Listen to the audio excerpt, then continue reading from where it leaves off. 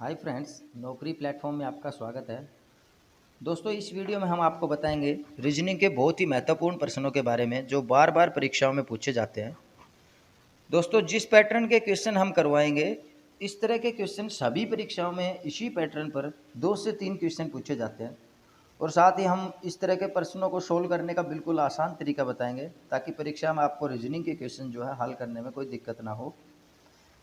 और मेरे एक पर्सनल सजेशन है आपको, जो भी क्वेश्चन आप इस वीडियो में देखें उसको नोट ज़रूर करिएगा ताकि बाद में जब आप रिवीजन करें तो आपको कोई परेशानी ना हो।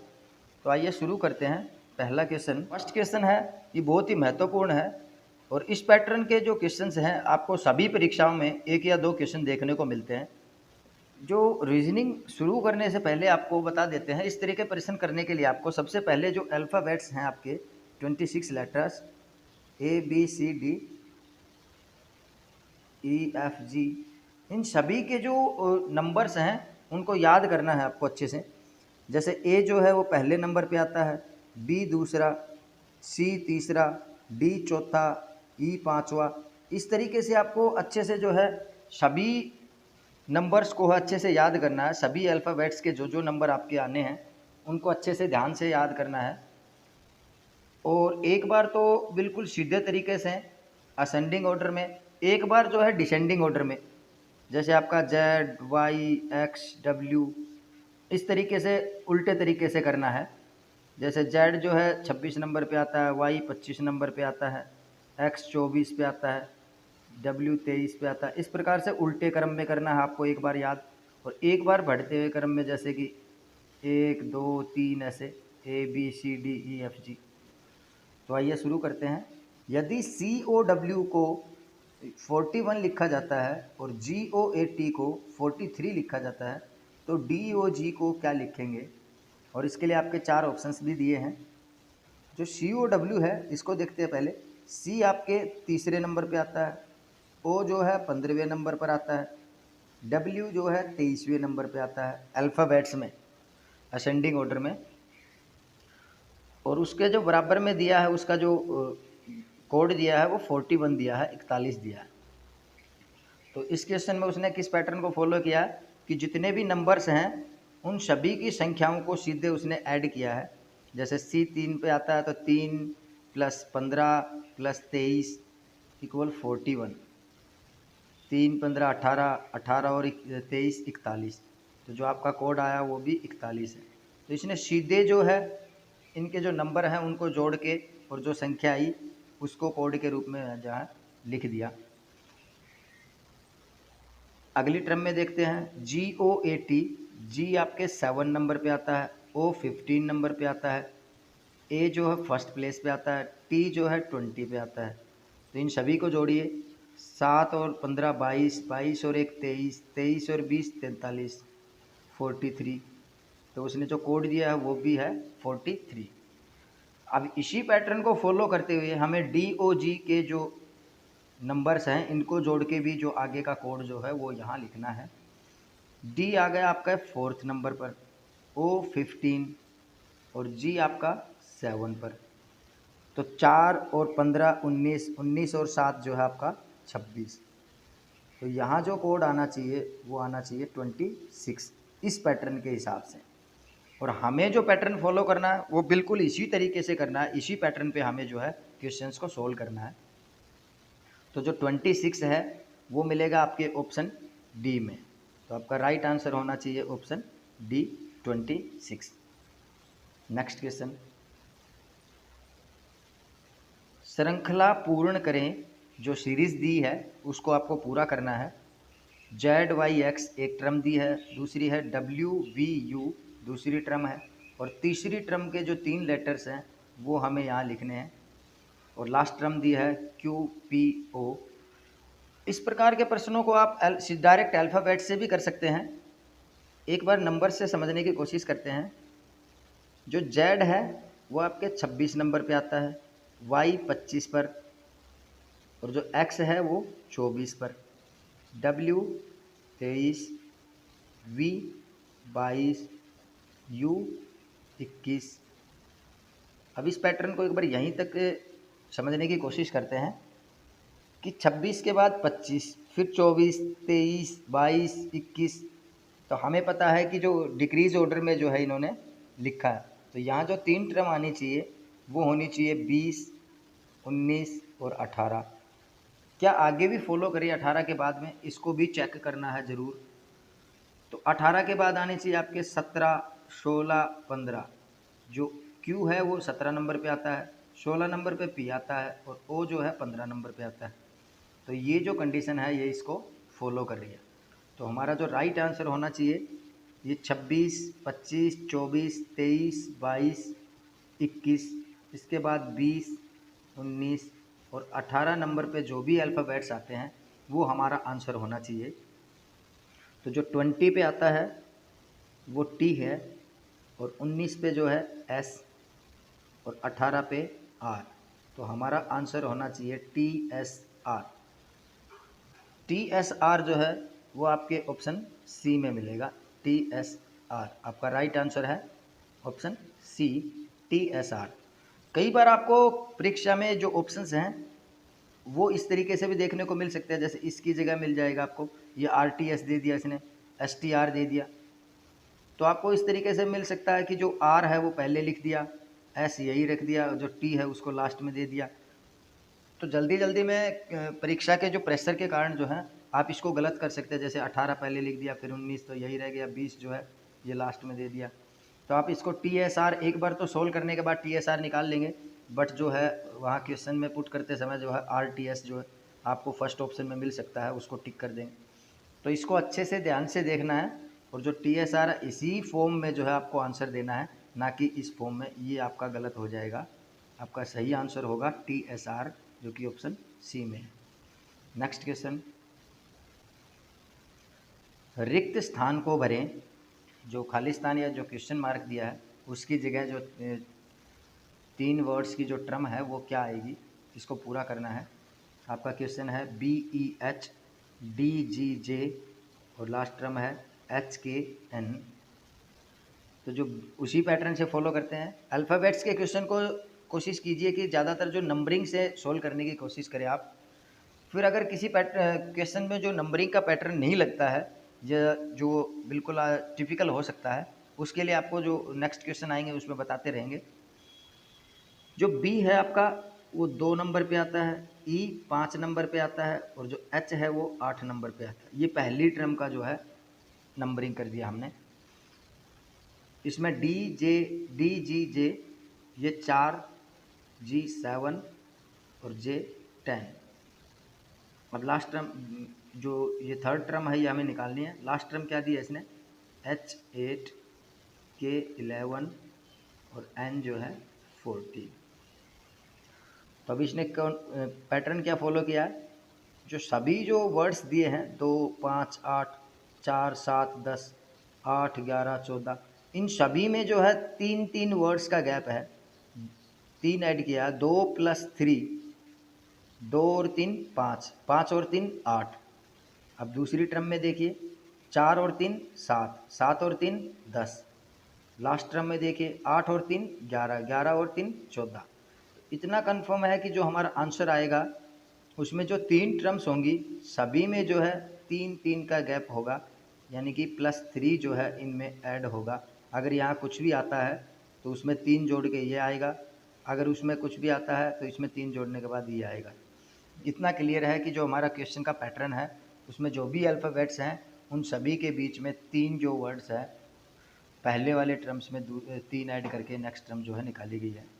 अब जो इसका फर्स्ट लेटर है वो आना क्या चाहिए, यहाँ क्या आना चाहिए, उसको देखते हैं। जो सभी टर्म्स हैं उनको पूरी टर्म्स को देखते हैं, पहले अक्षर को 2 फिर 4, 4 के बाद क्या आना चाहिए, उसके बाद आया 8। तो सभी में जो है इनमें 2 ऐड किया है +2, 2 और 2 4, 4 और 2 6, 6 और 2 8। तो यहाँ जो फर्स्ट टर्म आनी चाहिए हमारे आंसर की वो 6 आनी चाहिए। तभी जो है पहला जो वर्ड्स है सभी टर्म्स का वो बेसिकली जो पैटर्न है उसको फॉलो करेगा। तो एक बार पहले टर्म को सभी को मिटाने के बाद जो पहला टर्म है उसको लिखता हूँ अकेले से। B जो है 2, D 4, हमें ये टर्म का पहला अक्षर नहीं पता, इसका जो पहला अक्षर है वो है 8। तो हमने क्या किया, 2 + 2 4, 4 + 2 करेंगे तो 6 आएगा, 6 के +2 करेंगे तो 8 आएगा। तो हमारा जो ये आंसर आना चाहिए उसका जो फर्स्ट टर्म है वो 6 होना चाहिए। अब इतना क्लियर है कि जो 3 टर्म आएंगी हमारी आंसर की, उसमें जो पहला अक्षर है वो 6 है। उसके बाद इनके जो बीच में 3 जो वर्ड्स का गैप है, तो इसमें +3 करेंगे, यहाँ भी +3 करेंगे। 6 + 3 9, दूसरी टर्म हमारी 9 होगी। इसमें 3 ऐड करेंगे, 9 + 3 12। जो लास्ट टर्म होगी, जो लास्ट वर्ड होगा वो 12 होगा। तो हमारा जो आंसर है वो 6, 9 और 12 जो नंबर हैं उसमें आएगा। अब इसका अल्फ़ाबेट पे प्लसेस देखते हैं। 6 नंबर पे आपका F आता है, 9 नंबर पे जो है I आता है और 12 पे जो है L आता है। तो हमारा आंसर जो है FIL होना चाहिए, जो कि आपके ऑप्शन बी में है, FIL। अभी उसने GIL भी दिया है, कभी कभी गलती से जो है जल्दी जल्दी में इस तरीके से टिक हो जाता है। आपको इस बात को अच्छे से और विशेष ध्यान से गौर करना है। पूरे वर्ड्स को रीजनिंग में जो इस तरीके के क्वेश्चन हैं उसमें जो ऑप्शंस जो हैं एक दूसरे से मिलते जुलते होते हैं। तो जो कैंडिडेट्स हैं वो फिलअप करते समय जल्दी जल्दी में 1-2 क्वेश्चन इस तरीके से गलत कर देते हैं। आपको इन क्वेश्चंस में विशेष ध्यान रखते हुए पूरे जो आंसर है उसको पूरे को मैच करके देखना है कि कौन से ऑप्शन में मैच हो रहा है। FIL, अगर आपने IL ध्यान में दे दिया तो यहाँ GIL है, जल्दी जल्दी में यहाँ FIP होता तो आप जल्दी जल्दी में FI देखते और P नहीं देखते तो ये क्वेश्चन गलत हो जाता। तो इस तरीके से आपको अच्छे से पूरे ऑप्शंस जो है मैच करके देखना है। नेक्स्ट क्वेश्चन, रिक्त स्थान को भरें, जो खाली स्थान है उसको भरना है। EHY पहली टर्म है, दूसरी GJW तीसरी टर्म हमें पता करनी है, चौथी टर्म है KNS। तो वही अल्फ़ाबेट से इनकी काउंटिंग नंबरिंग करते हैं। E जो है 5, H 8, Y 25, G 7, J 10, W 23, K 11 पे, N 14 और S 19। अब सबसे पहले तो हम इनके जो फर्स्ट लेटर हैं उनको देखते हैं कि यहाँ जो टर्म है ये हमारी गायब है। 5 से इसने किया 7 + 2 किया है, कभी -2 भी कर सकता है या मल्टीप्लाई 2 भी कर सकता है, डिवाइड बाई 2 भी कर सकता है। हमें जो है एक बार सरसरी तौर पे प्लस से शुरू करना है हमारे क्वेश्चन को। तो 5 और 2 7, 7 और 2 पहली टर्म में 9 होना चाहिए, 9 और 2 11। तो ये पैटर्न बिल्कुल फॉलो कर रहा है। हो सकता है यहाँ -2 भी हो, या 5 है, यहाँ 3 हो, तो 5 - 3 और 5 - 2 3, यहाँ फिर हो आपका 1 तो 3 - 2 1, यहाँ हो आपका -1 तो 1 - 2 -1। इस तरीके से भी आ सकता है, बट ये जो नंबरिंग में माइनस का जो वर्ड है वो तो अल्फ़ाबेट्स में तो आएगा नहीं, वो नंबरिंग में आ सकता है। तो देखते सोल्व करते हैं इसको। जो पहला लेटर है आपका, वो तो आपका जो पहला लेटर है वो आपका +2 हो रहा है। 5 + 2 7, 7 + 2 9, 9 + 2 11। तो ये जो 3 वर्ड्स आएंगे इसमें पहला वर्ड जो है 9 आ रहा है। अब देखते हैं इसमें बीच वाले टर्म्स को। 5 और 3 8, और 8 और 17 ये तो फॉलो नहीं कर रहा है, क्योंकि इसमें 10 और 23 में जो फॉलो नहीं करेगा। पहले इन सेपरेट जो है टर्म्स इनको देखते हैं। 5 + 3 8, 7 + 3 10, 11 + 3 14। जो पहला जो टर्म का जो पहला और जो दूसरा वर्ड है उसमें रिलेशन क्या है कि पहले वाले वर्ड में +3 करके उसने जो दूसरा वर्ड बनाया है, सभी में दूसरा वर्ड जो है पहले वाले वर्ड्स में 3 ऐड करके जो है उसने दूसरा बनाया। इसमें 9 में +3 करेंगे तो आपका बन गया 12। तो ये हमारी 2 टर्म जो है वो क्लियर होगी। अब बीच वाली जो टर्म्स है वो आ गई। अब लास्ट वाली टर्म हमें देखनी है कि जो y है ये 25 है, w 23, ये हमें पता करना है, s जो है 19। अभी तीनों वर्ड्स को सेपरेट काउंट करके देखते हैं। 25 में से 3 माइनस कर दिया, सॉरी -2 कर दिया 25 में से, 25 में से 2 निकाल के 23 कर दिया, 23 में से 2 माइनस करेंगे तो -2 करेंगे तो 21, 21 में से -2 करेंगे तो 19। तो हमारी जो लास्ट टर्म है वो आएगी 21, क्योंकि जो लास्ट टर्म है सभी में से -2 -2 -2 इस तरीके से जो है ये फॉलो कर रही है। यहाँ भी -2 होना चाहिए। तो जो थर्ड टर्म है वो आ गई आपकी 21। अब ये नंबरिंग आ गया 9, 12, 21। अभी इसको अल्फ़ाबेटिक फॉर्म में लिखते हैं। जो 9 नंबर पे जो है वो आई आता है, 12 नंबर पे आपका एल आता है और 21 नंबर पे यू आता है। तो आपका आंसर होना चाहिए ILU और आपका राइट आंसर है option A ILU। Next question, लुप्त संख्या ज्ञात करें। जो संख्या यहाँ नहीं दी गई है उसका पता करना है आपको। टर्म्स हैं 2, 3, 8, 27 और 565। अब इसमें अल्फ़ाबेट्स वाले तरीके से भी कर सकते हैं कि अल्फ़ाबेट में जो हमने नंबरिंग की थी उसी पैटर्न से करके देखते हैं। तो 2 में फिर 1 ऐड कर दिया, 3, 3 में 5, 5 के बाद इसमें 19 कर दिया, 19 के बाद कितना करें, ये जो रिलेशन इसमें खास नज़र नहीं आ रहा। 2 फिर उसके बाद 3, 8, 27 ये हमें टर्म याद करना है, फिर 565। अब इसमें जो पैटर्न लगा हुआ है वो ये है कि जो 2 पहले नंबर पे जो संख्या है आपकी 2, उसको 2 को जो है 1 से गुना करके उसमें 1 ऐड कर दिया। 2 × 1 2 + 1 3। जो दूसरी टर्म आके हमारी जो है निकल के आ गई इससे, पहले वाले टर्म को 1 से गुना करने के बाद उसमें 1 ऐड कर दिया। अभी दूसरी टर्म जो है वो 3 से 8 होगी।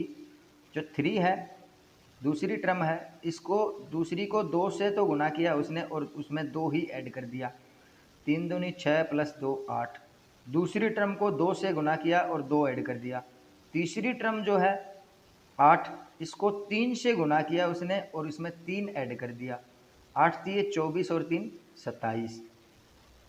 तो जो पहली टर्म थी उसको पहली वाली टर्म को 1 से गुना किया और 1 ऐड कर दिया। दूसरी को 2 से गुना किया, 2 ऐड कर दिया। तीसरी को 3 से गुना, 3 ऐड कर दिया। चौथी को 4 से तो गुना करना है और 4 ही उसमें ऐड करना है। तो 27 × 4 + 4, तो आपका 27 × 4 108 + 4 112। 112 जो है चौथी टर्म का आ गया आपका, कि चौथी टर्म को 4 से गुना किया है और 4 ऐड कर दिया। 27 × 4 = 108 + 4 112। अब हमारा जो आंसर होना चाहिए वो 112 है, 112। अब चेक करके देखते हैं जो यहाँ 112 है वो लास्ट पैटर्न को भी फॉलो करता है या नहीं। तो ये पहले नंबर पे इसको पहले नंबर वाले को 1 से गुना 1 जोड़ दिया, दूसरे को 2 से गुना 2 जोड़ दिया, तीसरे को 3 से गुना 3 जोड़ दिया, चौथे को जो है 4 से गुना करके 4 जोड़ दिया, पाँचवें को 5 से गुना करने के बाद 5 जोड़ के देखते हैं कि 565 आता है कि नहीं आता है। तो 112 जो 5वीं टर्म है, तो इसको जो है 5 से गुना किया हमने और इसमें 5 ऐड कर दिया, तो 565 आता है कि नहीं आता है। 112 और × 5 आपका आ गया 560 + 5 565। तो हमारा जो लास्ट टर्म है वो भी 565 है। तो मीन्स जो 5वीं टर्म है उसको 5 से गुना करने के बाद उसमें 5 ऐड कर दिया। प्यारे दोस्तों, हमें आशा है कि हमने जितने भी क्वेश्चन आपको करवाए हैं वो बिल्कुल आपको अच्छे से समझ आए होंगे। यदि क्वेश्चन में फिर भी कोई प्रॉब्लम है, कोई दिक्कत है किसी क्वेश्चन में, तो आप कमेंट सेक्शन में जाके इसको कमेंट कर सकते हैं। और हमने जो क्वेश्चन का जो पैटर्न लिया है, जिस तरीके के क्वेश्चंस आपको करवाए हैं, ये सभी क्वेश्चंस आपके प्रीवियस क्वेश्चन पेपर्स में से लिए गए हैं और इसी पैटर्न पे जो है आपके परीक्षा में बार बार क्वेश्चन पूछे जाते हैं। दोस्तों, अगर आप हमारे चैनल पे नए हैं तो प्लीज़ लाइक, शेयर और सब्सक्राइब ज़रूर करें। साथ ही जो बेल आइकन है उसको भी दबा लें ताकि जब भी हम कोई नया वीडियो अपलोड करें उसका नोटिफिकेशन आपको तुरंत मिल जाए। Thanks for watching our video. Thank you.